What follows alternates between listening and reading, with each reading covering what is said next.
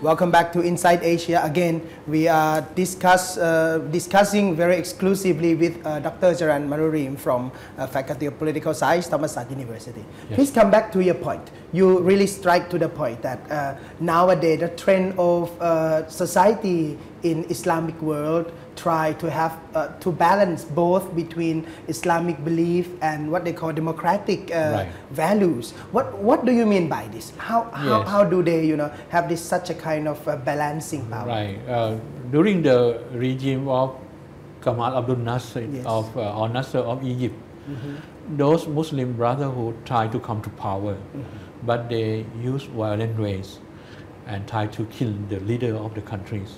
It was banned afterward. Yes, sir. But the ideology of those people is being what you call, many people like it because it's raised the society with morality. And later on the government banned as a party but allow you as a person to join politics. And from that time onward the Brotherhood cannot come to power. But during this protestation or demonstration or whatever what you call for the Arab Spring, those who came to power in Egypt, there is an election for 3 times. First for the senator, first for the MP, member of the parliament, senator and president. 3 of those elections on Brotherhood came to power, or at least they have gained more vote than others. Okay, be sure that this government that the people against were the elected government, right? Yes, actually the latest government is the elected one. The latest one by Mercy. But this thing maybe they got some inspiration from the Turkish government. We can call Turkish model, because in Turkish, whenever the religious party came to power, it will be toppled by the military. Every time, and they are not Muslim students to keep wear hijab and on. And then the latest government who came to power 3 times already, they mix up between religion and democracy together. So the government of this president, what you call stay in power for 3 consecutive elections already. So that means 12 years, you mean? It means, I cannot remember the years, but only in every election he came to power.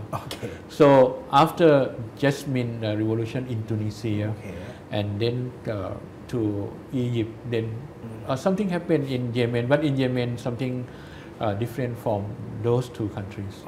So what we learn actually from the Arab Spring, first, people feel that they need some what you call they need a freedom that they are lacking for quite a long time. Second thing, they want a morality and worldly what you call some kind of politics that they can mix up with Islam together. Although, as you know, in the real sense, Islam, there is no separation between religion and state. So you cannot say that Muslim country is a secular, except one who pronounce themselves to be secular. That is Turkey. But almost spiritual and temporal will go together. Body and soul will go together. And church and state or masjid and state will always go together.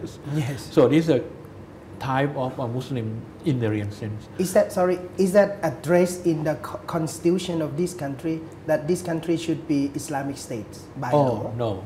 Actually, in Muslim world, only 21 countries that having Islam as official religion. Like Malaysia. But in Malaysia, there are mix up of Islamic law, like Islamic law prohibited homosexual. In case of Anwar Ibrahim, who was many times in jail because of this case, and mixed up with the law of the land. In Indonesia, is based on Pancasila. But there will be God in that 5 Pancasila, 5 principles too. So in a Muslim world nowadays, not all of them, only those who feel sure that if you use your country as a Muslim state, you must follow Islam accordingly. Like that can be applied in the real life. And then, so demonstration basically because of people want more space to express their ideas and unequal treatment of the government, different groups of people. So I have seen and I have heard that those people who support the government is also fight against the group. This is people's fighting each other. So what is the condition of this? Yes, start from Tunisia first. Tunisia is fighting because of the burning of a young boy who set an example of unemployment of the country under Zainul Abidin, who ruled for 20 years.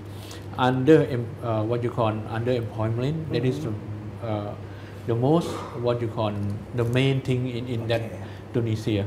Then it comes to Egypt, but I don't think because of social media alone. They contribute many things together. The suffering of the people. In case of Egypt, there's only a few groups of the rich people that almost military are the rich family, and the rest of people are the poor. The poor become poorer, the rich become richer. So the gap is wider and wider. Wider and wider. But for the religious, what you call purpose, or people aim at religion because they are religion by birth, by what you call practice and all. So they need the government that they can have a freedom in religions too.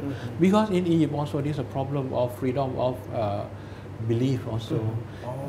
Because they are afraid that the political Islam will read some type of what you call when a sermon in Friday.